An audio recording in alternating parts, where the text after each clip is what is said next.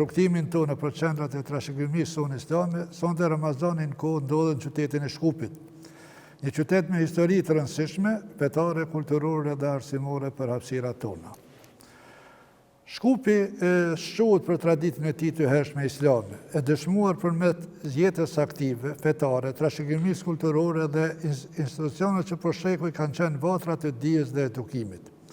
Në këtë qytet janë formuar shumë dietar, imam dhe mësues, të cilët me përkushtim kanë kontribuar në jetën fetare, arsimore dhe kombëtare, duke ndihmuar në rrugën e identitetit shpirtëror të popullit tonë ndërkohë.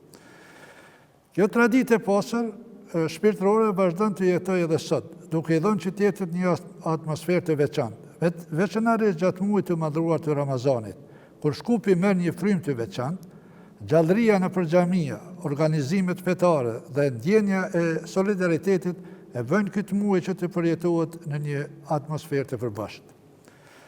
Sonte, përmes kronikave që kam përgatitur ekipi jonë dhe bisedës me muftion e nderuar të Shkupit, Dr. Kenan Efendi Ismailin, do t'ju sjellem me afër përjetimin e Ramazanit në këtë qytet historik. I nderuar mufti, fillimisht ju falenderoj për mikpritjen dhe kohën që keni ndarë për ne. Mirë se na erdhët, unë ju falenderoj përzemërsisht që keni përzgjedhur që bashkërisht sot të kalojmë një ditë në një ambient ramazanor këtu në qytetin tonë Shkupit. Zoti ju shpërbleft juve dhe gjithë ekipin realizues që sot na nderuat me prezencën tuaj në për kaldërmat e çarshis, në për rrugët tona dhe në për faltorë dhe xhamitë e Shkupit. Lejoni fillimisht që t'ju dëshiroj dhe t'ju uroj agjerim të lehtë i ibadetit të pranuar. Me që jemi në javën e dytë të muajit madhruar të Ramazanit, a na thoni si keni kaluar këto ditë në fillim të muajit të bekuar të Ramazanit? Edhe unë shfrytëzoj nga rasti gjithë atyre që na ndjekin për momentin nëpërmjet ekranave të tyre, nëpërmjet rrjeteve sociale, këtë emision të qelluar, t'ua uroj muajin e bekuar të Ramazanit dhe të lutem Zotin që t'ua pranoj agjerimet dhe gjitha ibadetet tjera. Java e parë zakonisht edhe në ambiente brenda familjeve, edhe në për xhami, është pak më e gjallë, sepse çdo kush frekuenton xhamin e lagjës vet, e vendit vet, janë pak ndoshta energji edhe më e gjallë, sepse ja që Zoti ju mundsoi që të arrini edhe muajin e bekuar të Ramazanit, kështu që ndoshta në aspektin fizik mund të themi që të dikush ndoshta vërehet pak ajo lodhja, për në aspektin shpirtëror, me të vërtetë është një emocion mjaft të lartë, me një disponim mjaft të madh, dhe po e shohim që edhe hoxhallarët nëpër xhamia kanë numër të madh të xhamatit, dhe kjo është një stimul për ata që të jenë më të përkushtuar në shërbimet e tyre që e bëjnë xhami. Pra angazhime po, punë po, lodhje po, por edhe kënaqësia është mbi të gjitha. Efendi, siç e thamë edhe në hyrje të këtij emisioni, Shkupi është një qendër e vjetër, është një qendër që mbrapa ka një traditë, ka një trashëgimi. A na thoni diç për trashëgimin që sot e ka bardh besimtarët e Shkupit nga e kaluara? Po, Shkupi është i njohur që nga e kaluara fillimisht me qendrat fetare islame që i ka pas dhe që vazhdon të ketë. Një pjesë bukur të madhe të tyre ende janë gjallë, të ruajtura me shumë kujdes dhe të cilat besimtarët e këtij nënqielli, besimtarët e këtij vendi, e këtij qyteti kanë ditur që të tregojnë një kujdes të veçantë duke i ruajtur atë në origjinalitetin e vet.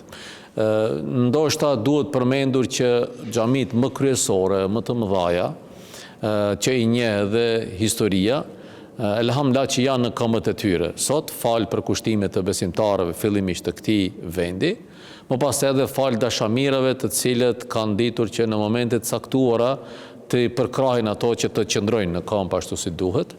Edhe pse ne shpesh në bisedat që i bëjmë e qajmë dertin asaj që një pjesë atyre xhamive të vjetra, disa për tyre na mungojnë dhe nuk i kemi në qytetin tonë, sikur që xhamia Burmali, e vetmja xhami ndoshta në sheshin e Shkupit, xhamia Jelen Kapan, një prej xhamive që deri vonë ndoshta ka qëndruar në këmbë, edhe pse u pa dëmtuar nga tërmeti viti 1963, dhe disa xhamia tjera që mund të themi Shkupi me rrethin diku 23 bashkë me një musalla, domethënë 24, të cilët kanë qenë si xhami historike, për momentin ata nuk ekzistojnë, janë inekzistente.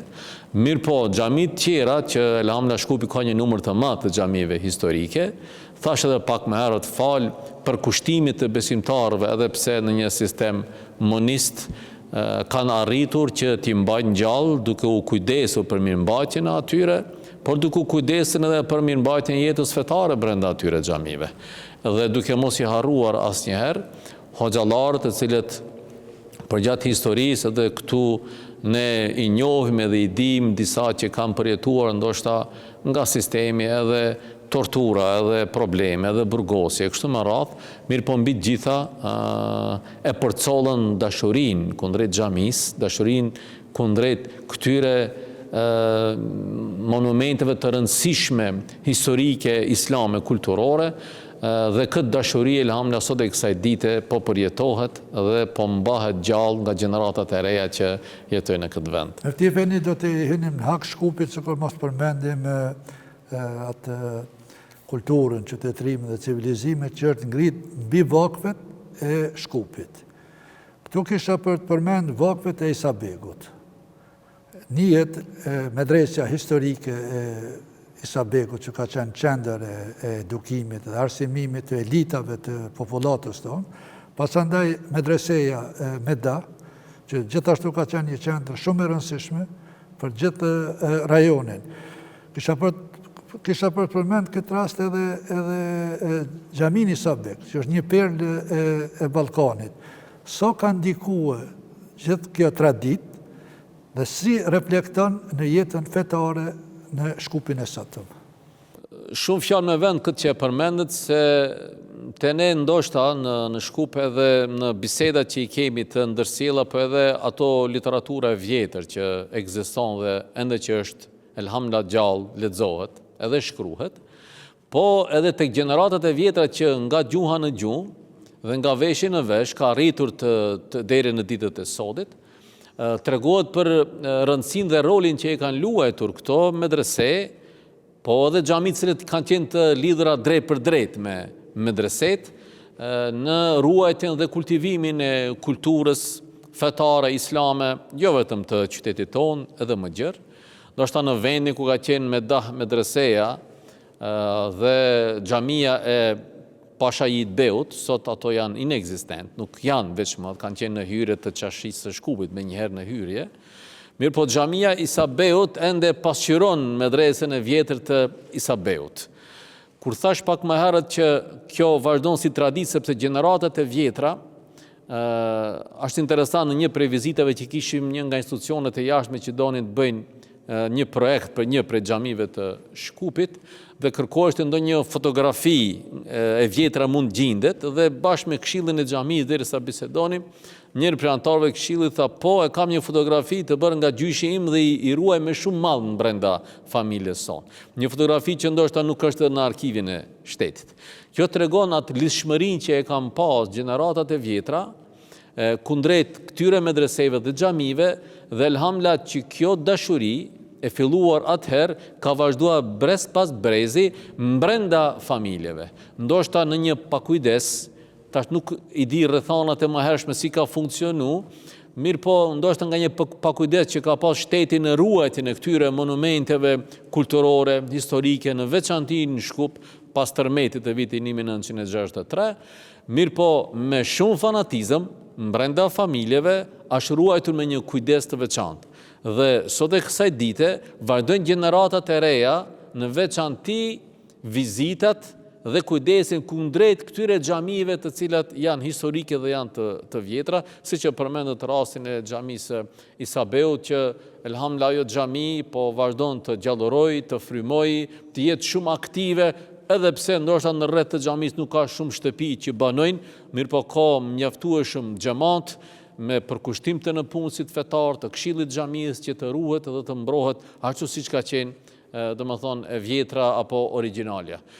Këtë duhet ta theksojmë patjetër në mungesë të kujdesit më të madh nga vetë institucionet që ndoshta është dashur që të kujdesen për këtë trashëgimi të kulturës islame në vendin tonë, dëshira, vullneti i madh, i lidhja shpirtërore e besimtarëve me këtë xhami e kanë bërë që ta ruajnë edhe atë aspektin kulturor, edhe atë aspektin shpirtëror, edhe atë infrastrukturor këtë xhami dhe besoj që do të vazhdoj edhe më tutje në Mërtjeve ardhmen. ju jeni dhe studiuesi historiku të xhamive. Keni një libër botuar për këtë. A na thuhet cila është roli, cila është rëndësia e xhamive historike për Shkupin? Sidomos, kjo kam fjallën, e thatë edhe ju që nuk janë trajtuar sa si duhet, si tërë trashëgimia islame në Ballkan. Edhe këtu në Shkup nuk ka pas një kujdes të duhur nga institucionet. Gjë ndoshta pak e kuptueshme. Po cila është ajo rëndësia, se keni një sër xhamish që janë perla jo vetëm për hapësirat shqiptare këtu të Maqedonisë, por edhe për Ballkanin. Po nëse e shohim historikisht, prap do të ndërlidhemi të ajo që e tham pak më herët, se xhamit nuk do të ishin kështu si janë nëse nuk do të kishte një vullnet nga vetë besimtarët. Më thonë, mendjet e ndritura që kanë jetuar në atë kohë, duke vënduar këtu në spikama dhe hoxhallarët, në punësit fetar, dietarët e asaj kohë cilët kanë udhëhequr me ato xhamia dhe me aktivitetet fetare në atë kohë, e kanë bë me dije që vetëm nëpërmjet xhamive, ne si shqiptarë që kemi jetuar në këtë anë, në këtë rajon, kemi ngelur shqiptarë dhe kemi ngelur musliman. Dhe kjo është një fakt i pamohueshëm. Edhe pse ndoshta sistemi e ka bërë që xhamit kanë mund të jenë funksionale, të hapura ditën e xumë, por duke qenë të ndaluara ndoshta funksionimi i mektebeve, apo aktiviteteve të ndryshme që kanë mund të bëhet brenda xhamive. Por kanë gjetur model, hoxhallarët e vjetër, që përcjelljen e kulturës fetare, ruajtjen dhe mbrojtjen e identitetit kombëtar dhe fetar ta bëjnë nëpërmjet mektebeve të xhamive apo nëpërmjet dhomave të cilat enkas i kanë përgatitur brenda shtëpive të tyre. Sigur mos kishin qenë këto dhoma apo këto mektebe, besoni që ashtu siç ka ndodhur edhe me shumë familje tjera shqiptare që kanë jetuar në këto troje, që sot pasardhësit e tyre nuk dinë të flasin veç më asnjë fjalë në gjuhën shqipe, dhe kjo është një realitet, ata që jetojnë në Shkup e dinë këtë shumë mirë, se s'ka nevojë të përmendi emrat të familjeve, dhe ata që kanë qenë të lidhura me fenë islame, të lidhura me xhamin, të lidhura me hoxhallarët të cilët kanë ditur me shumë mjeshtri të përçojnë mesazhin islam dhe kujdesin që duhet ata të kenë për mbrojtjen e identitetit kombëtar dhe fetar. Edhe atë në kohë të vështira. Po, edhe atë në kohë shumë vështira, po shumë bukur e përmendet. Unë jam njëri prej atyre që i kam përjetuar pak ato kohra. Edhe pse në moshë ndoshta nuk jam shumë i vjetër, por përderisa kemi qenë në shkollë fillore, kemi pas të ndaluar që të vizitojmë besimin nëpër mektebe. Unë këtë vetë e kam përjetuar. Mirë po kjo nuk na ka ndalë, sepse mualimi, hoxha e asaj kohe, na ka ftuar në momente të duhura, të caktuara, duke mos e mbajtur kapelën dhe duke e fshehur Kuranin, që ne prapë të shkojmë në xhami dhe ta mësojmë. Kanë gjetë rrugë, domethënë. E kemi gjetë një rrugë, e ka gjetë ai dhe na ka porosit neve se si duhet jemi të kujdesshëm nga ata të cilët ndoshta na vëzhgojnë, apo realizimin e obligimeve fetare në veçanti Ramazanit, se tani jemi edhe në Ramazan. Për shembull, ne kemi pasur të ndaluar në atë kohë që të agjërojmë. Neve mësuesit në shkollë në atë kohë na kanë detyruar që publikisht edhe të pim ujë apo të ham ushqim vetëm që mos të agjërojmë. Mirë po edhe familjet me rolin që e ka luajtur brenda neve që na duhet tregojmë një kujdes të veçantë kundrejt kryes së këtyre obligimeve fetare, pra gjeneratat e vjetra, edhe hoxhallarët që kanë kryer këtë detyrë nëpër xhami kanë arritur që ta mbajnë gjallë këtë trup, e në këtë formë na kanë mbajtur gjallë neve edhe si shqiptar, edhe si musliman. Dhe pas kësaj sakrifice që bën ata, ne sot jetojmë veç më kresisht në një kohë tjetër. Rrethana tjera. Po rrethana kryesisht tjera. Për shembull tash ka një mirëkuptim nga mësimdhënësit, ka një mirëkuptim nga... Është kohë tjetër. Po, kryesisht domethënë Do t'i kthehemi më vonë. Te kalu ajo. Do t'i kthehemi më vonë kësaj temë. Po Mufti Efendi,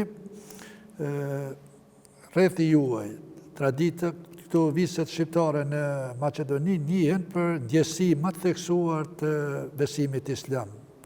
A na thoni çka e karakterizon qytetin tuaj, ku ju jeni mufti, gjatë muajit madhruar të Ramazanit? Tash me përshkruajt me 2-3 fjalë, gjithat ambientin shpirtëror në Shkup, më thonë është pak më e vështirë. Po unë mendoj që ajo që është një karakteristike veçantë që nga gjenerata gjenerat është përcjellur dhe asnjëherë nuk është ndërprerë, mbi të gjitha është leximi i Kuranit. Mukabeleja, leximi i Kuranit nga hafizlerët e dalluar në kaluarën edhe sot vazhdon të mbahet gjallë edhe brenda ambienteve të shtëpive, edhe në xhami. Dhe ky përkushtim kundrejt Kuranit e ka bërë që me të vërtet Shkupi të ketë një atmosferë pak më ndryshe. Sepse çdo herë ku të shkohet në një xhami brenda Ramazanit, në cilën do të qofë prej xhamive të Shkupit, para namazeve do shohë që ka lexim të Kuranit, kurse në xhamit qendrore edhe njerëz të cilët me Kur'ana të hapur përcjellin atë që e lexon hafizi që t'ju udhëheq. Unë mendoj që ajo që ka edhe shumë gjëra tjera, të cilat janë karakteristikë të Ramazanit në Shkup, por unë mendoj ajo që na ka mbajt neve më tepër në këtë format që jemi, në këtë pamje, në këtë dukje që jemi, është përkushtimi që është kundrejt leximit të librit Zotit, Kuranit Adhimushan, jo vetëm në lexim, edhe në mësim, edhe në memorizim e kështu me radhë. Atëherë propozoj që të shohim një kronik që ekipi ju në Gjerimit ka përgatitur sot në xhamitë e Shkupit. Ndjekim kronikën. Ditëve të Ramazanit, ritmi i jetës në Shkup duket më i qetë se zakonisht. Rrugët janë më të qeta dhe qyteti sikur hyn në një ritëm tjetër. Megjithatë, edhe gjatë ditës nuk mungojnë momentet e socializimit.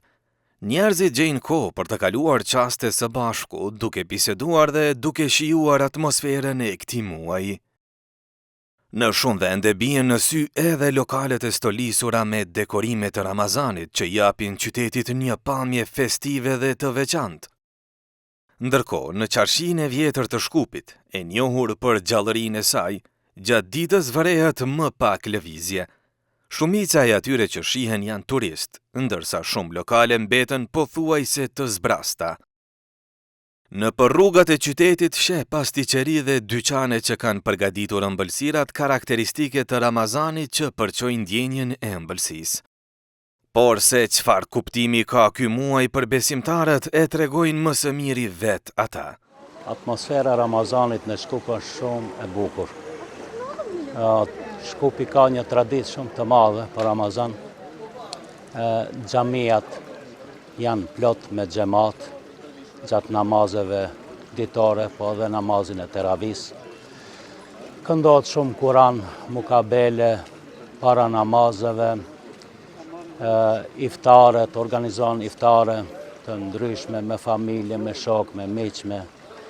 Muaj Ramazanit është një muaj shumë bekuar dhe shumë i bukur. Një atmosferë të veçantë ka në Shkup dhe rrethin. Ramazani ka kanë këto shumë ma i vleshëm përpara. Që tash upe faleminderit Zotit që boll trit mundohen, ajo në rrugë në ashtë i neve. A i rivi që shmëson, rrugën e shti, njeriun në rrugë e shti. Si kur bëhet në Shkup iftari, në botë s'mundët me pas. Unë jam konë shofer. E kom hecën në Evropën, unë s'kom lanë vend. Si kur në Shkup iftarin, të dirikin e iftarit, si e kanë ditë, e ne si e bojnë prapë, nuk ka, unë s'kom pa. Namazit të ravive këtu në Shkup se disë, unë jam nga Gosivari, a gjo është mirë shumë. Shumë ka. Ti personalisht që shë për jetën? Mirë. Veç mira? Mirë, elhamdulillah mirë. A ka ndonjë ushqim më të veçantë në Shkup që ndoshta s'u gjejmë jashtë Ramazanit ose jashtë qyteteve? Se di, mund këtu ka Shkupi. Për Ramazan ne vetëm a gjevla. Në Ramazan shpi, iftari shpi, më i mirë s'ka. Zdalim shumë. Në Qini kemi 5 xhamia. Besoni që nuk i zonë xhamiat muslimanët. Mbushën e stërmbushën. Përpara nuk ishte kjo xhama. Shkupi më i veçantë është i dalluar me shumë hafiza të Kuranit, me këndim të Kuranit, dhe Shkupi ka atmosfera agjerimi vërehet edhe të populata se janë të agjerueshëm. Pra Shkupi është fetar, dallohet si qytet fetar edhe kombëtar edhe. Po atmosfera edhe e vrenjë edhe vetë është një atmosferë që s'munësh me përshkrue. Shumë e begat, shumë e njerëzit vrejen, shumica rallë shedi kanë, shumica agjerojnë, shitoret, burektoret, në këto shumica nuk punojnë kur gjo këto. Faktikisht, si më konën fest, po në rënë marë, kjo në realitet fest, po është shumë atmosferë që vetëm ata shka jetojnë këtu mujnë me kallëzu, është shumë diçka e mirë. Ti personalisht që përjeton Ramazan? Une me nëzipres me arë Ramazani, edhe me namaz, me agjerim, që këto përgjithësi, edhe me veprat mira shka mujmi me bon. Po një agjerena për vëzhim, kina mbajt një dit, gjimës dit e kina mbajt, njësër e në gjimës në në baba dhejte, e në bëhet një dit komplet. Një dit të rinë drek, një dit të rinë iftar, një dit bëhet iftar ditit. Ma kina mbajt në... Sa Ramazana i vjen këtë ta njetën që i ka qëru? Po i kave, i këmbo 70 vetë. I që, mase një 65 Ramazana i kam, 60 i kam jetu. Verën e kam qëtaj, verën më se në mrimo, se ndimën në Ramazani po në. Inshallah i Ramazanat qëtë verat më, Zoti me iman, inshallah gjinosh e gjalltina. Për shumë prej tyre, agjerimi është një traditë dhe pjesë e pandashme e jetës gjatë Ramazanit. Madje disa thonë se të mos agjerosh në këtë vende në këtë periudhë duket diçka e pazakontë. Shkupi është atmosferë ku këtu është turp ende është turp të shohit do një njeri këtu që mos të agjeroj. Pra këtu agjeruesit me plot dëshirë e ëndje e presin këtë muaj dhe si që shifni veçanërisht Bashkia Islame dhe gjithë hoxhallarët këtu edhe xhamitë tona, elhamdulillah, edhe para Ramazanit, po zakonisht frekventimi më i madh është në kohën e Ramazanit, sidomos në vaktet, kohët e namazit, po nënkuptohet ashtu quajtura taravia. Kështu, edhe pse ditët duken më të qeta, qyteti ruan një atmosferë të veçantë që e bën Ramazanin të ndihet në çdo hap. Themi në emision me mëftijun e Shkupit, që në Efendi Ismailin. Mëfti Efendi, ato cilat janë aktivitetet shtesë, që mëftinia juve i realizon gjatë muajit madhruar të Ramazanit e në kas për këtë muaj. Ne aktivitetet tona i shtrim në disa fusha, në disa sfera. E para është ajo të bëjmë këtë të ecim në hap me kohën, që themi, me disa projekte që ne kemi realizuar për media të ndryshme, në veçanti për rrjetet sociale. Një pjesë të tyre i bëjmë me gjithë në punësit fetar cilët janë aktiv në për xhami, disa video projekte që realizojmë para fillimit muajit bekuar të Ramazanit. Në bashkëpunim me mediat e ndryshme, këtu bëjmë emisionet të rregullta, qofshin ato televizion apo radio. Një projekt të veçantë që si vjet e realizum ishte kemi quajtur me hafizat e rinj, që brenda këtyre 2-3 viteve hafizat që kanë dalur, hafizat e rinj që janë certifikuar nga në Bashkisë Islame, bëjmë një projekt që ata edhe të paraqesin hifzin e tyre nëpërmjet projektit tonë të Ramazanit. Kjo është një sferë që ne e quajmë kjo pjesa që islamin nuk duhet ta mbajmë vetëm brenda xhamive, por në kohë në cilën jetojmë nëpërmjet platformave të ndryshme atë të arrijmë që të vi deri tek çdo besimtar. Ajo që për neve është e rëndësishme si shkup është që xhamit tona që gjitha t'i kemi aktive brenda muajit bekuar të Ramazanit. Si janë prit këto aktivitetet e nismat e reja që keni marrë, qoftë të rrjetet sociale, qoftë të hapët, si janë prit nga besimtarë, nga masa e gjerë? Edhe çfarë efekte ka për fillim? Po unë mendoj që këto aktivitete që i bëjmë ndoshta këto vitet e fundit, vetë përkrahja nga vetë besimtarët në realizimin e këtyre projekteve, tregon që janë të pritura shumë mirë, sepse fundi gjithë ato janë pjesë përbërëse të kësaj shoqërie. Edhe në punësit fetar janë pjesë e kësaj shoqërie, edhe hafizat e rinj janë pjesë e kësaj shoqërie, dhe përkrahja që na vjen neve, e shohim, ne e vërejmë, e prekim feedbackun, kjo tregon që domethënë janë të pritura mirë.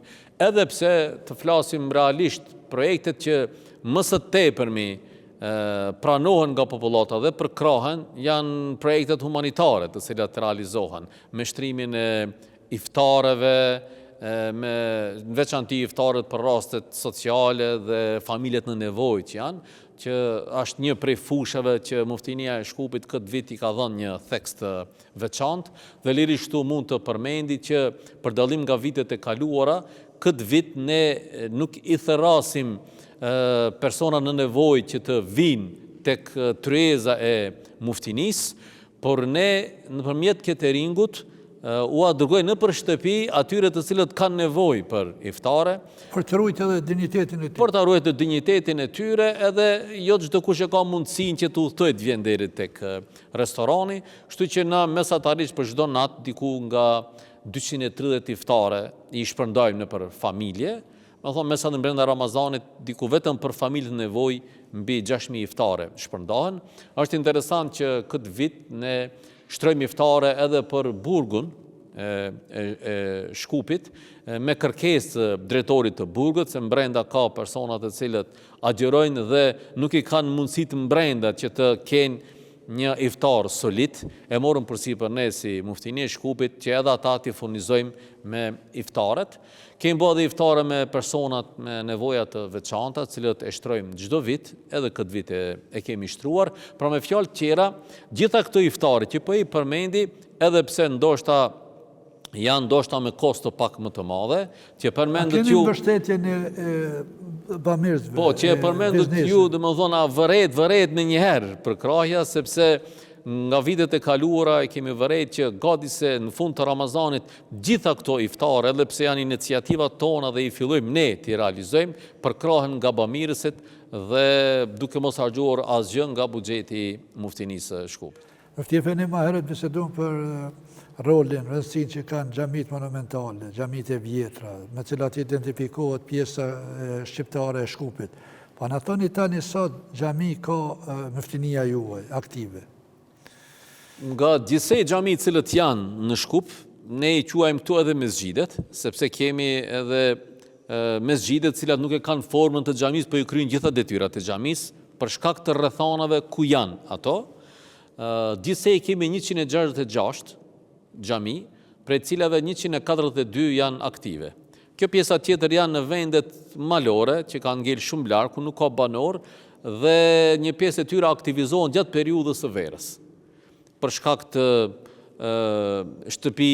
vikend shtëpive që i kanë banorët, ose për shkak të hapjes së rrugës, ato i aktivizojmë. Edhe verës, kurse aktive të cilët janë në funksion në punës fetar, me imama, me këshillat të xhamive, janë 142 xhami, të cilët luajnë në rol shumë të rëndësishëm në mbarvajtje jetës fetare në vend qoftë një fshat që është më i largët apo qoftë në qendër të qytetit. Nga jo që kemi vrejt, ju i keni kushtuar një rëndësi të veçantë mësimbesimit, mektebit, dhe i keni kushtuar një rëndësi të jashtëzakonshme memorizimit Kuranit nga të rinjt. Në këtë rrafsh, sa xhami keni ma aktive me mësimbesim edhe me hifz? Me mësimbesim, gjitha xhamit që janë aktive, domethënë mbi 142 xhamive, mund një pjesë shumë të vogël të largojmë këtu për shkak se atje to verë që thash aktivizohen dhe nuk ka shtëpi. Aty ku ka shtëpi rreth xhamive, të gjitha mektebet e atyre xhamive janë aktive. Tash nga vit mund të dalloj pak numrin varësisht nga shpërngulja e njerëzve dhe lëvizja që bëhet. Mirë po na kemi edhe numër precis të saktë dhe atyre që e ndjekin mësimbesimin, sepse vetëm me këto për momentin, më thonë nga updatimi i listave që i bëjmë rregullisht, diku 4980 nxënës janë duke ndjekur. Do të thonë rreth 5000 nxënës për moment janë duke ndjekur mësimbesimin dhe ne me mësimdhënësat, me mualimët dhe mualimet, bëjmë aktivitete të veçanta, sigur që janë trajnimet, seminaret, që ti mbajmë në hap me kohën në përcjelljen e njohurive, ashtu siç e kërkon koha tek gjeneratat e reja apo tek fëmijët, kurse me fëmijët bëjmë aktivitete të ndryshme krahas mësimit që e kanë nëpër mektebe, që ata ti motivojmë të jenë pjesë më aktive në xhamitë e tyre, po edhe në ambientet ku jetojnë. Bëjmë kuize të dytërisë, gara në Kur'an, bëjmë me to edhe ekskursione të ndryshme, edhe turne në futboll të vogël, edhe shëtitje pak më larg Shkupit, gjitha këto për me u dhënë atyre pak një vullnet më të madh që ata të jenë pjesë aktive e xhamive dhe mektebeve. Ne në Shkupe kemi bërë edhe unifikimin e programit mësimor në gjitha xhamit, edhe teksteve mësimore, që ne këtu në Shkup i kemi në 4 gjuhë, përveç gjuhës shqipe, edhe xhamit edhe në punësit fetar dhe nxënësit që nuk e flasin gjuhën shqipe, domethënë që flasin turqishten, librat ua kemi përgatitur në atë gjuhë, edhe ata që flasin bosnjakisht, edhe ata që flasin maqedonisht, që gjithëve atyre ua kemi përgatitur që mos ta ndjen askush veten që është i diskriminuar nga institucioni, që mos t'i jep materialet e nevojshme mësimore, po nga ana tjetër të jenë të unifikuar njohuritë të cilët merren nga i njëjti institucion, sigur që është Muftinia e Shkupit. Kjo është ai niveli pak më poshtë, më i ulët, ku nxënësit në 3 nivele marrin mësimin. Domethënë bazë plan programit kemi certifikata për nivelin e parë dhe të dytë dhe një diplomë për nivelin e tretë. Dhe një punë shumë sistematike dhe edhe kemi pa rezultate shumë të mira nga gjithë kjo, edhe jo rastisht e përmenda edhe në për gara që marrin pjesë, edhe në për pastaj kërkesa dhe dëshira më e madhe e tyre për të vazhduar më tutje, qoftë në hifz, qoftë në medrese, shpresojmë që edhe numri të rritet. Pastaj këtij niveli, ne e pam të arsyeshme që këtë traditën që nëpër disa xhami, ndoshta janë në 10 xhami në Shkup, që memorizimi Kuranit apo hifzi bëhet në ambientet të xhamisë apo të mektebeve të xhamisë. Tek imam të pa ka personel të posaçëm. Jo, mualimet e kryjnë, këtë punë mualimet. Sa mualime keni përapërsisht të angazhuara? Po ne i kemi komplet si mualim, diku që e kryen detyrën edhe imamit disa mualim, jo vetëm si mualim, edhe imam, mualim ose vaiz mualim janë diku 180, dhe gjithë këto prej këtyre diku mbi 80 i kemi të gjinisë femrore, vetëm mualime që veprojmë, dhe këtë hap e kemi bërë viteve të fundit, ma parasysh që të diplomuarat nga Fakulteti i Shkencave Islame, ti angazhojmë që t'jenë aktive për shkak se kryejnë një shkollë adekuate të kyçen nëpër xhami të kryejnë detyrën e tyre. Dhe na pastaj kalum në një stat pak më lartë, përveç xhamive që thash mualimet që bënin këtë detyrën e muhafizit, vendosëm që të hapim edhe institutet të hifzit, që do të miren enkas vetëm me këtë punë në mënyrë profesionale. Fillua me institutin e hifzit për djem, që e hapëm në Qarshi të Shkupit, dhe më pastaj e hapëm edhe institutin e hifzit për vajza, Bezisten, po ashtu edhe atë në Qarshi të Shkupit, dhe ata miren ekskluzivisht vetëm me Kuranin, me memorizimin e Kuranit, edhe me aktivitete shtesë, me kamet e Kuranit, bukur këndimi i Kuranit e kështu me radhë, mbi gjitha 2 institute i kemi të profesionalizuara që miren vetëm me memorizimin e Kuranit, dhe ne nga punët që bëjnë institutet dhe muhafizat në për xhamit e ndryshme, ne mesatarisht çdo vit i kemi prej 10 deri në 15 hafizat të rinj që dalin në Shkup. Nëse duhet që më konkret, viti 2025 i kishim 13 hafiza, prej tyre 9 djem dhe 4 vajza, që kaluan provimin para komisionit të Muftinisë Shkupit dhe e morën titullin hafizat të Kuranit. Dhe unë shpesh them ne, nëse kthehemi mbrapa, brenda 10 viteve, diku për 130 dhe 150 hafiza janë që dalin në qytetin e Shkupit. Ftjefe ne atëherë ndjekim një kronik nga aktiviteti i hifzit dhe i mësimit në qendrat e juaja këtu në Shkup. Ndjekim kronikën. Gjatë muajit të Ramazanit, përveç angazhimeve të përditshme, në Shkup vrehet edhe një gjallërim i jetës fetare. Në përgjami dhe institucione arsimore, organizohen aktivitete të shumta që japin këtij muaji një dimension më të thellë shpirtëror. Wallahu ala kulli shay'in qadir. Një nga traditat që vazhdon edhe këtë vit është Mukabelia, leximi i Kuranit nga lexues me zë të bukur, ku besimtarët mblidhen për të dëgjuar e përcjellur e përjetuar fjalën hynore. Ndërkohë në Qendrën për Kulturë dhe Arsim Bezisten zhvillohet edhe një aktivitet tjetër i veçantë, mësimi i përmendjes Kuranit nga nxënësit e kësaj qendre. Mualimja Hafiz Kadrije Sulejman tregon për procesin e mësimit, aktivitetet e tjera që zhvillohen gjatë Ramazanit dhe kënaqësinë që sjell kjo punë me nxënësit. Sipas saj, aktualisht 17 nxënëse ndjekin mësimin, ndërsa përveç mësimit të Kuranit, organizohen edhe mukabele, vizita për të moshuarit, shpërndarje dhuratash e të tjera.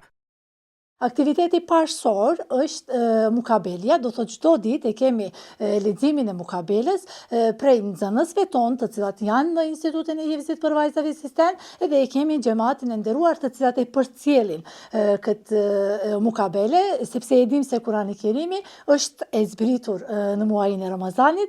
Qëllimi jonë në këtë institut është që ta mbellim fillimisht dashurinë ndaj Allahut xhaleshanuhu dhe ndaj Muhamedit alayhis salam, dhe me këtë dashuri që ta mësojnë Kurani Kerimin.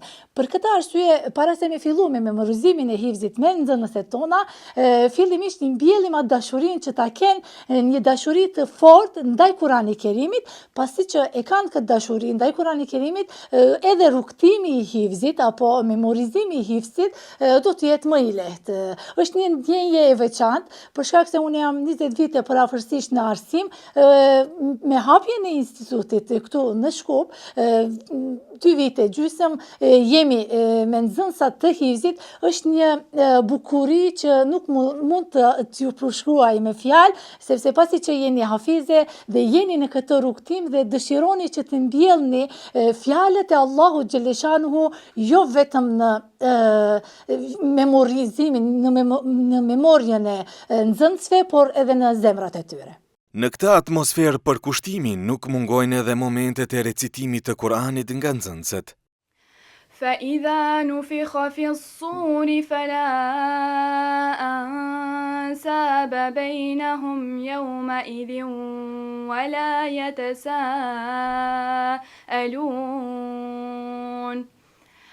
فمن ثقلت موازينه فأولئك هم المفلحون. Për përvojën dhe rëndësinë e këtij rrugtimi flet edhe njëra nga nxënësit. Unë vi këtu që 1 vjet e gjys gati. Çfarë aktivitetesh bëni këtu? Këtu mësojmë Kur'an, memorizimin e Kur'anit. Normalisht ndina shumë mirë këtu, edhe rrethi është shumë i mirë, edhe mësuesit e tonë janë shumë të mira, edhe me shoqet kalojnë shumë mirë. Aktivitetet të ngjajshme zhvillohen edhe me djemt që ndjekin rrugën e hifzit. Në këtë drejtim flet edhe përgjegjësi i institutit, Hafiz Gjemaili Nuhiu, i cili tregon për aktivitetet që zhvillohen, numrin e pjesëmarrësve dhe ata që tashmë kanë përfunduar hifzin. Ai shprehet i lumtur që vitet e fundit numri i hafizëve është në rritje. Elhamdulillah, deri tani për 6 vite procesin e hifzit e kanë mbaruar 9 hafiza, të cilët e kanë kurorzuar me diplom, edhe po ashtu kemi edhe shumë nxënës tjerë të cilët janë në proces të përfundimit, ose janë disa nga mesi i Kuranit, ose nga fillimi. Kohëve të fundit jemi dëshmitar të daljes së numrit të madh të hafizave, dhe nëse dëshmon diçka, kjo dëshmon para Allahut dhul xhelal edhe para gjithë njerëzve, se ki popull, ki xhamat e duan fjalën e Allahut dhul xhelal. Është privilegj të jesh hafiz i Kuranit, është nder edhe kënaqësi, por nga ana tjetër edhe përgjegjësia është e madhe. Prandaj shpesh e them edhe nxënësve, Hafizi i Kuranit është njeriu më i lumtur në botë. Pse? Pse në krahërorin e tij e bart Kuranin. Ai e lexon Kuranin kur do dhe kudo, në fillim, mes dhe mbarim. Në mesin e këtyre aktiviteteve dëgjohet edhe recitimi i Kuranit nga të rinj që ndjekin këtë rrugë. Allama al-Qur'an khalaqa al-insan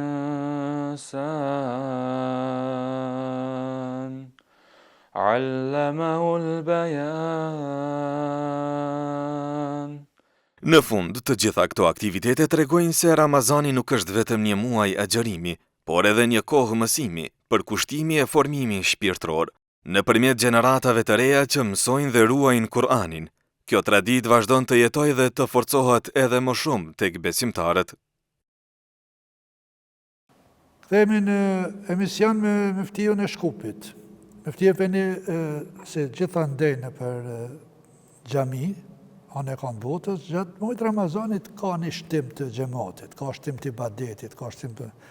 Po, ana thoni i çfarë moshë është xhamati që shtohet në muajin e madhruar të Ramazanit, edhe i çfarë kategorie? Elhamdulillah, Shkupi edhe më herët ka pas xhamat që kanë vizituar xhamit dhe në veçantë muajin e bekuar të Ramazanit, në gjitha kohët e namazit kanë qenë të mbushura me xhamat. Po e shohim një trend të ri edhe ajo na gëzon që gjithëve. Këtë e thonë edhe gjithë mysafirit që na vinë nga jashtë dhe vizitojnë Shkupin. Në veçantë brenda Ramazanit, mosha e mesme, po edhe gjenerata e re janë ata të cilët më së tepërmi për momentin bie në sy në frekuentimin e xhamive, jo që gjenerata e vjetra nuk janë, por ja që në shumë vende kur mungon një gjenerat e re që tjetë në xhami, ne në Shkup e kemi në për xhami, dhe jo vetëm në namazin e teravis. Ne xhami tonë elhamdulillah i kemi përplot me xhamat duke filluar nga namazi i sabaut, që te ne tradicionalisht diku 30 minuta pas imsakit falet në për xhami. Dhe mos flasim tani për namazin e drekës edhe të ikindis që vazhdon të ne të vizitohen sepse edhe tradita e mëhershme që sot e vazhdojmë në pjesën më të madhe të xhamive të qytetit, edhe ligjeratat e Ramazanit mbahen në këto dy kohra të namazeve. Disa xhami pas namazit të drekës, kurse disa xhami pas namazit të ikindis. Dhe të ka aktivitete shtesë, si që janë ligjeratat, pasandaj leximi i Kuranit, po ndonjë aktivitet e nkas për xhamatit e ri? Xhamatit e ri brenda Ramazanit, aktivitete shtesë që janë në Shkup, domethënë që është karakteristik, është organizimi i iftareve që bëhet në mënyrë ato angazhohen dhe mund të them kështu lirisht që nëse i shihni çdo xhami dhe lagjet ku janë xhamit nga vetë gjeneratat e reja të atij vendi, edhe zbukurimet rreth xhamive bëhen, po nga ana tjetër edhe iftarët organizohen. Mund të them lirisht që gati se nuk ka xhami në Shkup që të rinjtë e asaj xhamie mos organizohen spaku në kujdesin që e kanë për xhamin, për rrethin e xhamis, po edhe për organizimin e iftarit me të rinjtë e asaj xhamie. Dhe kjo është një... Edhe kjo një kulturë që e mishron të rinjtë me xhamin, me ambientin edhe krijojnë një kulturë të kultivimit të traditës islame në të. Dhe kjo pastaj vazhdon edhe pas Ramazanit. Kjo lidhshmëria që krijohet brenda Ramazanit vazhdon edhe pas Ramazanit. Pastaj në disa xhami të Shkupit është bërë veçmo traditë viteve të fundit dhe ditën e fundit të Ramazanit falet edhe namazi natës. Edhe kjo e bën që kjo gjenerat e re që është e lidhur me xhamin përveç teravijes t'i kesh edhe në atë namaz, me thonë kjo pastaj është një vazhdimsi që duhet vazhdojmë me aktivitete tjera që i bëjnë jashtë Ramazanit. Të ritën për xhami, elhamdulillah dhe jashtë Ramazanit kanë aktivitete të ndryshme, sikur ligjeratat javore përveç ditës së xhuma, që i realizojnë me hoxhën e tyre, veç asaj pastaj kanë edhe aktivitete të ndryshme sportive, me nxënësit e mektebeve e kështu me radhë. Mufti Efendi Prishtina në kohën e iftarit me një pamje heshtje. Gjithë i ke në për shpinë, apo në për vendet ku bëjnë iftar, por si është Shkupi në kohën e iftarit? Tash unë mendoj që duhet ta ndojmë para iftarit pak, një gjysore para iftarit, edhe kohën e iftarit. Se se një orë gjysore para iftarit bllokohet komplet qyteti. Për muj. Sidomos kjo pjesa këtu te ne ku banojnë muslimanët, është e vështirë të lëvizësh dhe ne kemi mirë kuptim për gjithë ata që janë të ftuar për iftar, që ka mundësi që të vonohen, sepse me të vërtet ka një atmosferë shumë e këndshme, sepse çdo kush shpejton për të shku në shtëpi për të bërë iftar me familjarët, kurse në kohën e iftarit me të vërtet, domethënë, hesht gjithçka, sepse qetësi absolute dhe diku një 40 minuta, një orë në kohën e iftarit ka një heshtje qyteti, kjo pjesë e muslimanëve, sepse gjithë besimtarët janë brenda familjeve, për të filluar këtë pjesën tjetër pastaj daljen nga shtëpia, ku dikush që të pi një kafe me shoqërinë, ku pjesa tjetër për të vazhduar në për xhami për të falur namazin e teravis. Më thonë, unë nuk do ta përmendja vetëm këtë pjesën e qetësisë, që me të vërtetë ta jep një sepse neve na ka ndodhur të vonohemi dhe ta shohim këtë qetësi, po edhe këto dy pjesët tjera që i quajmë ne të zhurmshme, japin me të vërtetë një ambient të veçantë të një vrapi, të një garimi, të një shpejtimi për të kryer edhe një obligim fetar edhe për të ruar të një traditë të kahmotshme fetare në këtë vend. Atëherë ndjekim kronikën që gazetarët tonë kanë përgatitur në Shkup, në Prag dhe gjatë iftarit. Ndjekim kronikën e kthehemi në emision. Ndërsa afrohet koha e iftarit, ritmi i qytetit fillon të ndryshojë. Në Shkup rrugët duken më të qeta, ndërsa shumë qytetarë janë në përgatitjet e fundit për hapjen e iftarit. Pak njerëz që shihen në rrugë janë duke bërë blerjet e fundit. Buk, pitalka apo ushqime të tjera që nuk mungojnë në sofrën e iftarit. Ndërkohë nga xhamit dëgjohet ezani që lajmëron fundin e agjërimit, ndërsa dritat ndizen dhe qyteti hyn në një tjetër atmosferë. Në këto momente rrugët mbeten pothuajse të zbrasta, pasi shumica e qytetarëve janë mbledhur pranë familjeve të tyre për të hapur iftarin. Është një nga ato qaste të rralla kur koha duket sikur ngadalson hapin e saj. Zhurma e ditës ndalet, lëvizja pushon për një moment dhe qyteti merr frym në heshtje. Është ai çast kur njeriu rikthehet te vetja, te Zoti, te familja dhe te mirënjohja. Një moment i vogël në kohë, por me domethënie të madhe. Kthehemi në emision me muftion e nderuar të Shkupit. Muftieve në një moment i veçantë. Ramazanit është koha e iftarit. E diskutuam edhe më herët. Tek ne iftari, tradita e organizimit të iftarit në për familje ka qenë shumë e theksuar dhe ka pas një kulturë të veçantë. Sa ruhet kjo kulturë sot në Shkup? Me qenë se shumë vende kanë filluar që iftari të përgatitet në objekte publike, si që në restoranet e këtu. Dhe pyetja tjetër edhe ma konkrete. A ftoheni si ftoheshin edhe ma herët kur në iftar, bashkë me miqësinë me ato për t'i dhënë atë karakterin e duhur që një kohë kishte iftari. Po të është ndryshimet që ka ndodhur në nivel global, po edhe rajonal të them, Shkupi nuk mund të jetë imun nga gjithë kjo, shumë është normale që të ketë ndryshime, por të them të drejtën, Shkupi vazhdon që ta ruaj këtë deri diku këtë tradit. Ftohen në zveti. Në veçanti, po them, këto familje cilat janë më tradicionale fetare, këto vazhdojnë që të respektojnë këtë punën e ftesës brenda ambienteve familjare, shtëpiake.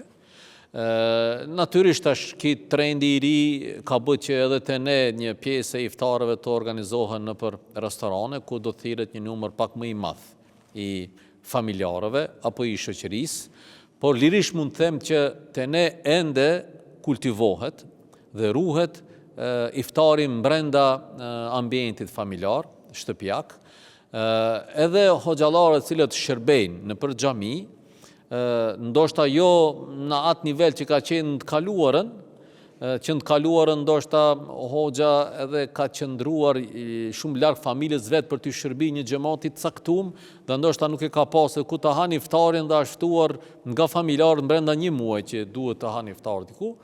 Por tashmë edhe pse tash është komoditeti, edhe shtëpitë hoxhallarët i kanë shumica afër xhamive, po edhe kanë makina për lëvizje, nga një pjesë e madhe e xhamatit ftohen për iftare, sa që lirish mund të themi ndoshta 2/3 e iftareve nuk mund t'i hajnë për shtëpitë e tyre për shkak ftesave që ja bëjnë dashamirët, xhamati i rregullt i asaj xhamie dhe hoxha është pjesë e familjeve këtu te ne flas për në Shkup. Pra po them, ne nuk mund të themi që nuk ka një ndryshim nga e kaluara, ka një ndryshim nga e përkujdesit që ka qenë në të kaluarën, sepse na nuk mund të themi që jemi një qytet i izoluar nga gjitha ndryshimet që bëhen në nivel botëror, mirë po ende me fanatizëm, veçanti në familjet ku ka gjenerat pak më të vjetër, për ta ruajtur këtë kulturë, vazhdon kjo tradit, bile mu më ka rastis edhe disa herë nga disa njerëz që me dhe vërtet i kanë të ardhur nga shumë të mira, janë afari shumë të njohur, iftaret i bëjnë brenda shtëpive të tyre, sepse thonë e ke selamin prej Haxhi Babës. Ende ta qonë selamin e babës së vjetër, haxhiut i cili qëndron brenda shtëpive. Dojnë me rujt edhe traditën, po edhe ndikimin e imamit. Po, shumë me vend. Do me thonë, ata vazhdojnë këtë respekt të tregojnë kundrejt hoxhës, kundrejt imamit, dhe duke u munduar që tregojnë një respekt kundrejt gjeneratës vjetër që e kanë pas më herët këtë traditë brenda familjeve. Ftjefe një dje që muaj Ramazanit është muaj mëshirës, muaj bereqetit, muaj ibadeteve. Po, a na thuën çfarë dimensioni shtes morin ibadetet gjatë muajit të Ramazanit, gjatë muajit të ibadeteve. Unë e kam thonë disa herë këtë vit që më varet se si e shohim ne Ramazanin.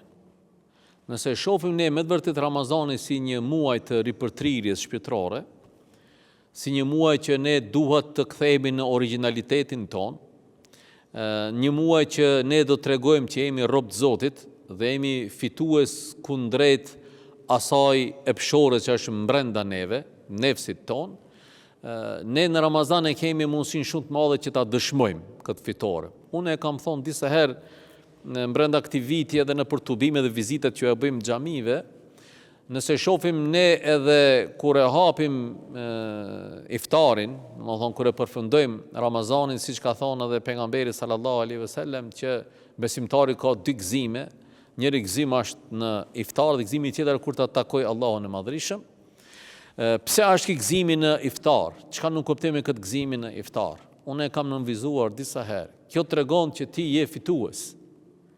Ti arritet që gjithë këtë sakrificë, qoftë abstenimi nga haja, nga pija, nga gjëra të cilat janë të lejuara, por nga gjëra të cilat janë të ndaluara, nëse i bën për hir të Zotit dhe arrin që të tregosh një fitore, tregon një robëri të mirë kundrejt Allahut Madhërisëm për të dëshmuar lirinë tënde si individ dhe jo të biesh në ndikimin e fuqive të jashtme, qofshin ato fizike apo qofshin fuqi tjera që nuk shifen, që mundohen gjallëzore, që mundohen të na fitojnë, ne po arrim që të tregojmë një fitore dhe aty është gëzimi më i madh që ne arrim kohën e iftarit. Dhe nëse ne arrim në këtë nivel të lartë shpirtëror, as pak nuk duhet të kemi dyshim që edhe shpërblimi i Allahut Madhërisëm është në këtë moment. Është momenti që ti dëshmove fitore në iftar, dhe momenti që Zoti do ta shpërblejë ti në botën e ardhshme duke ta mundsuar që ta shohësh Allahun e Madhërisëm në atë formë që Allahu xhallahu din më së miri se si do të ndodhe ajo. Ramazani në veçanti brenda muajit bekuar e ka edhe atë segmentin shpirtëror, edhe atë fizik, edhe atë social, edhe atë ekonomik, të gjitha këto i kema brenda muajit bekuar të Ramazanit që unë e quaj, edhe pse shumë prej dietarëve, hoxhallarëve ka quajtur si një shkollë, unë e kam quajtur si një kurs intenziv. Ne jemi në një kurs intenziv brenda Ramazanit për të bërë një ripërtrirje, aspektin fizik për ta rregullu, aspektin shpirtëror për ta rregullu, aspektin social për ta rregullu në kohë që gjithë ne izolohemi nga njëri tjetri, sepse jeta kërkon që të lidhemi me ekrane, të lidhemi me telefona, të lidhim me një botë tjetër dhe harrojmë ndoshta të shiqojmë njëri tjetrin në sy, ja që Ramazani na ofron me familjet, në sofrat e iftarit, pas iftarit në sofrën e syfyrit e kështu me radhë, po edhe ai ekonomik, sikur që ndëlidhet drejt për drejt me sadakatul fitrin dhe me zakatin, që ne shpalosim atë që është njerëzore, që na duhet të kemi dertin edhe atyre që nuk kanë, duhet të kemi ndjenja të empatisë kundrejt atyre që ndoshta nuk e kanë atë komoditet material të begat të sofrës iftarit dhe të gëzimit të bajramit, dhe gjitha këto brenda Ramazanit, këto elemente ne i ngërthejmë në veten tonë dhe po i jetësojmë. E nëse ne gjitha këto që Zoti i ka porosit dhe brenda një muaj në këtë kurs intenziv ne i realizojmë, atëherë nuk mund të ketë shpërblim më të madh se Zoti na mundsoj, ai i cili na e dha këtë urdhër të na mundsoj gëzimet dhe kënaqësitë në botën ashme në xhenetin e Zotit. Unë mendoj që Ramazani duhet të jetë sikur pejgamberi sallallahu alaihi wasallam që tërhiqej në shpellën Hira për të menduar, për të medituar se si pastaj të njëjtin atë frymëzim që e morin nga Zoti për ta jetësuar përditshmërinë e vetë dhe tek shoqëria që jeton, edhe Ramazani e luan këtë rol. Ne brenda Ramazanit gjithë këto që i përmenda, mund të them që është një akumulim i një energjisë shpirtërore që e marrim dhe të njëjtën jo ta mbajmë për vete, por të dalim nga shpella, thjesht të dalim nga muaji Ramazanit, që pas Ramazanit gjitha këto mësime nga ky kurs intenziv t'i bëjmë pjesë përbërëse të jetës sonë në pjesën tjetër të vitit, që po ashtu është vit që ne muslimanët kemi përgjegjësi, edhe kundrejt familjes, edhe kundrejt trupit, edhe kundrejt shoqërisë, edhe kundrejt besimtarëve, edhe kundrejt qytetarëve. Ftje fenisisht dihet gjatë muajit madhruar të Ramazanit një ibadet shtesë që bojnë muslimat me shumë përkushtim, me shumë devocian, është edhe namazi teravive. Në çfarë shkallë është prania e besimtarëve gjatë namazit teravive në xhamitë tona në Shkupi? Vallai them drejtën, ne jemi shumë të kënaqur.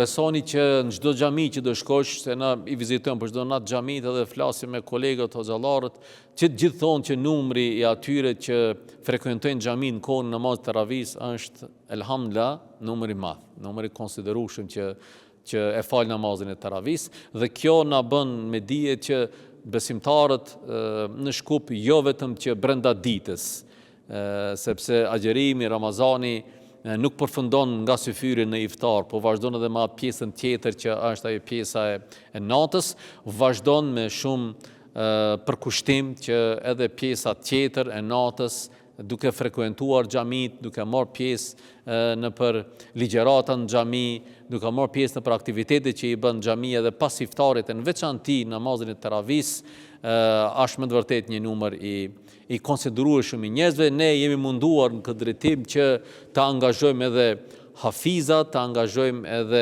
studentat, të angazhojmë edhe nxënësit, të jenë gjithë pjesë aktive këtyre namazeve të teravive, që të ketë një laramani, edhe të ketë një mos bezdisje nga ata cilët do t'i frekuentojnë xhamit.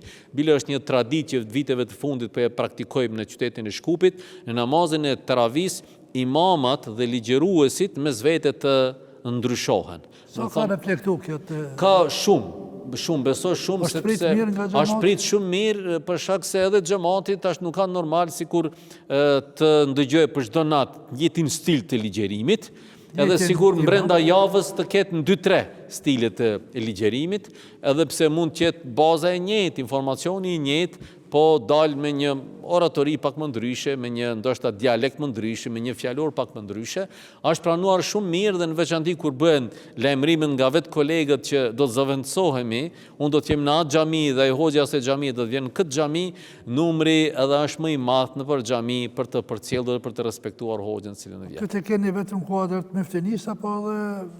Ne këtë e praktikojmë në kuadër të muftinisë së Shkupit, dhe kjo nuk do të thotë që muftinit tjera nuk e kanë pjesë aktive, por ne kemi dhënë një tekst të veçantë. A i dërgonin në Tetova ose Tetova në Shkup? Jo, flasë për brenda Shkupit. Tamam, atëherë në Fti Efendi ndjekim një kronikë që gazetarët tonë kanë realizuar gjatë namazit të teravive në xhamin Sarajit. Mbrëmjet e Ramazanit sjellin një pamje të veçantë në qytet. Minaret e ndriquara dhe rrugët e zbukuruara me drita krijojnë një atmosferë të ngrohtë dhe festive që ndjehet në çdo cep. Në për rrugë dhe sheshe shihen edhe mbishkrime me urime për muajin e shenjtë të Ramazanit, të cilat shtojnë edhe më shumë ndjenjen e këtij muaji të veçantë. Me afrimin e kohës së namazit të teravive, besimtarët fillojnë të drejtohen drejt xhamive. Familje të tëra, të rinj e të moshuar, hynë në xhami me një ndjenjë qetësie dhe përkushtimi. Oborret e xhamive mbushen me besimtarë. Pleq, të rinj dhe fëmijë qëndrojnë së bashku duke pritur fillimin e namazit dhe duke përjetuar atmosferën e Ramazanit. Pak qaste më pas fillon namazi i teravive. Brenda xhamis mbretëron qetësia dhe përkushtimi ndërsa besimtarët rreshtohen për falje. Në ndritën e minarës dhe hënës së Ramazanit, kjo atmosferë merr edhe më shumë kuptim shpirtëror. Në disa prej mbrëmjeve, besimtarve ju drejtohen edhe krerët e vendit me një fjalë rasti duke theksuar rëndësinë e këtij muaji dhe vlerat që ai përcjell.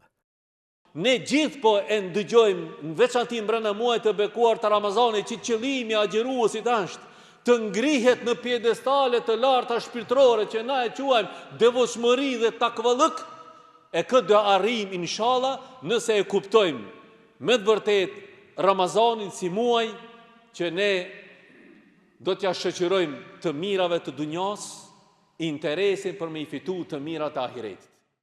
Xhamit janë të mbushura me besimtar që kanë ardhur për të falur namazin e teravive. Madje në disa xhami, numri i madh i besimtarve bën që shumë prej tyre ta falin namazin edhe jashtë, në obor. Kjo pjesëmarrje e madhe tregon dashurinë e qytetarëve ndaj këtij muaji të bekuar.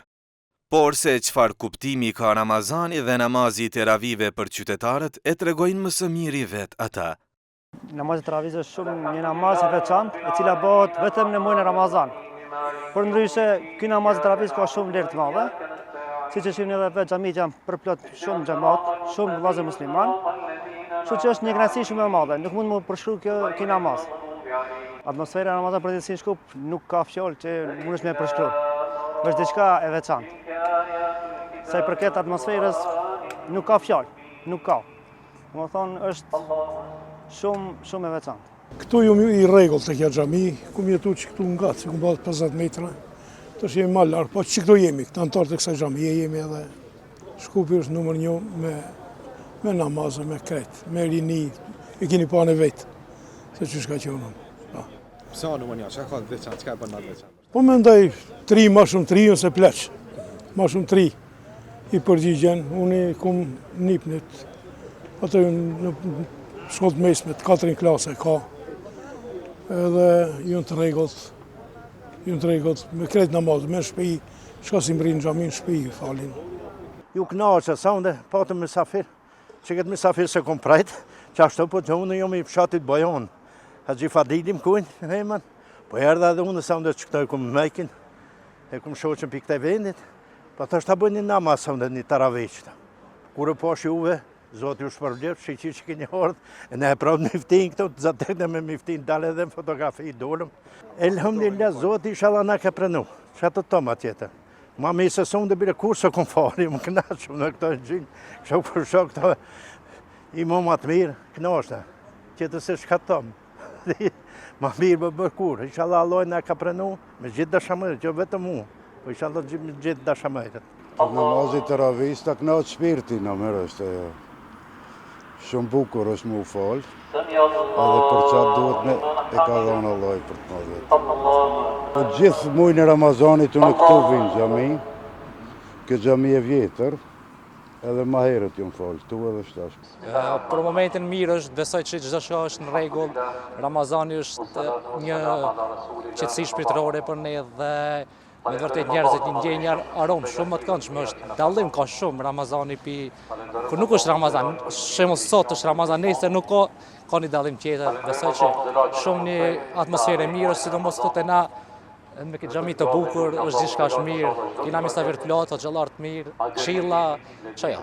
Po për mua personalisht unë vetë përjetoj shumë mirë namazin e teravive, mundona çdo taravih ta fali, mos më ikë asnjë recitatë, thonë, po me ata mundësi që i kina, besoj që çdo herë, çdo vit, çdo Ramazan e çoj deri në fund, por inshallah edhe këtë Ramazan do arrim ta çojmë. Sa jeni të kënaqur me xhamiat, me imamat? Shumë. S'ka fjalë në komentesh aty, nuk mund thosh, nuk ka numër që mund ta caktosh se sa është e kënaqësia e ka. Sidomos me hoxhën tonë të nderuar Orhanin, Molla Orhanin, jena shumë të kënaqur shumë. Me gjithë xhallarët po marr parasysh mos preket dikush, po edhe na pse jena xhamati kësaj xhamie shumë mirë. Ndërkohë imami i kësaj xhamie tregon se xhamia është për herë mbushur dhe se është më se i kënaqur se në këtë xhami vijnë njerëz nga shtresa të ndryshme. Atmosfera është edhe shumë më e bukur dhe xhamia është e mbushur, po edhe stërmbushur. Shpesh ndodh që edhe obori i xhamisë në namazet e teravive mbushet me besimtarë musliman që ta kryejnë faljen e namazit të teravive. Atmosfera e Ramazanit e bën të veten, është një ndër atmosferat më të bukura që e përjetojmë ne brenda vitit dhe sidomos këtu në xhamin tonë Husein Shah është xhamia historike, është osmanlie, ka atmosferë jashtëzakonisht të bukur dhe me kënaqësi vinë edhe mysafir prej largu për të falë namazin e teravis në xhamin tonë. Në fund, këto mbrëmje të mbushura me lutje, qetësie, bashkim e bëjnë Ramazanin një nga periudhat më të veçanta për besimtarët. Atëherë kthehemi në emision në bisedë me mëftiun e nderuar të Shkupit. Nderuar mëfti, nga biseda me ju dhe nga kronikat e gazetarëve tanë të cilët kanë realizuar sot në Shkup, jem mundu të paraqesim sa do pak ndjesit, historikun, përjetimet e qytetarëve të Shkupit për këtë muaj. Mirë po, mu më intereson tani, ju në cilësit mëftisa, keni diçka për të theksuar, që ja vlenë unë nuk të kom pyet, e që ja vlen të theksohet për shikuesit dhe për besimtarët e Shkupit. Unë do të përmendja ndoshta 2-3 elemente. E para që ndoshta vlen të përmend që nuk e di a ka në një vend tjetër, një traditë të këtillë që në një prej xhamive të Shkupit, në xhamin e Duqanxhikut, rregullisht, tradicionalisht, 10 hafizat të Kuranit, çdo ditë para namazit të drekës, komplet e lexojnë Kuranin dhe komplet pjesa tjetër e xhamisë me Kurana të hapur e ndëgjojnë këtë mukabele. 10 hafiza e përcjellin. Kjo është një traditë e kahmoçme dhe vazhdon të mbahet gjallë në xhamin e Duqanxhikut.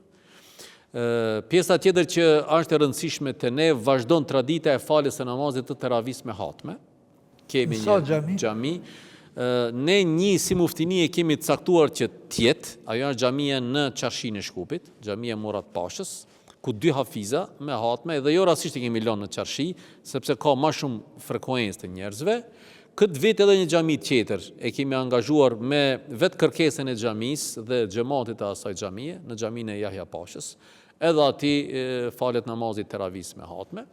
Kjo është e dyta gjë, e tretë që ndoshta duhet të përmendet që shumë xhami, përveç muftinis, shumë xhami dhe shumë shoqëri që janë rreth xhamive, këtë vit ka të organizuar përkrahje familjet e lagjeve ku jeton dhe ku vepron xhamia në aspektin financiar, edhe për dërgimin dhe shtrimin e iftareve për ata, po edhe për t'i gëzuar fëmijët e tyre ditën e Bajramit. Dhe kjo është veç më ka filluar shndërrohet në diçka e rregullt, e përvjetshme në muftinin e Shkupit, dhe kjo tregon një vullnet të cilët e kanë besimtarët e këtij vendi, jo vetëm thjesht për ta agjëruar, por agjërimin për ta shoqëruar edhe me ibadete shtesë. Po të gjitha këto aktivitetet çojnë në fisnikrim, edhe që vetë misioni i agjërimit, vetë misioni i Ramazanit është fisnikrimi i njeriut. Atëherë me fjalë ne në fund ana thu një mesazh shkurt për besimtarët me rastin e këtij muaji të madhruar. Mesazhi im do të ishte që të shfrytëzojmë muajin e Ramazanit që të qëndrojmë pak më tepër pranë familjeve tona. Sepse si duket ne brenda familjeve jetojmë, po në shumë të rasteve nuk e njohim njëri tjetrin. Ku fillojmë mos i njohim fëmijët tanë, fillojmë mos i njohim ndoshta edhe vëllezërit edhe motrat, ku çdo kush me telashet e veta është i ngarkuar dhe nuk mund të shihë fëmi, ndoshta edhe me jap me muaj të tëra, edhe pse jetojmë brenda mureve të shtëpisë sonë. Muaji Ramazanit është edhe një muaj i familjes. Kujdes për familjen. Në veçanti të qëndrojmë pranë familjeve, të shikojmë me sy anëtarët e familjes, të qajmë dert mes vete, të njohim fëmijët tanë, të shohim nevojat e tyre që janë për kraj që duhet ta japin, aftësi që i kanë ata, se mbi gjitha njëherë ne llogarinë duhet ta japim botën e ardhshme për familjen tonë, e më pastaj për shoqërinë në përgjithësi. Le të jetë muaji Ramazani një muaj i kthimit brenda familjeve tona, përkrahjes familjeve tona, një muaj që do të pajtohemi nëse ka ndonjë hidhrim brenda familjeve tona, e më pastaj nga familjet të dalim dhe të jemi të dobishëm për shoqërinë ku jetojmë. Në fjefeni ju falenderoj për kohën, për shpjegimet e vyra që i datë sot për produksionin tonë. Falenderoj gjithashtu edhe gjithë ata që kontribuan në realizimin e këtij emisionit. Ju shikon nderuar, mirëmbëjtje deri në emisionet tona të radhës. Falenderit.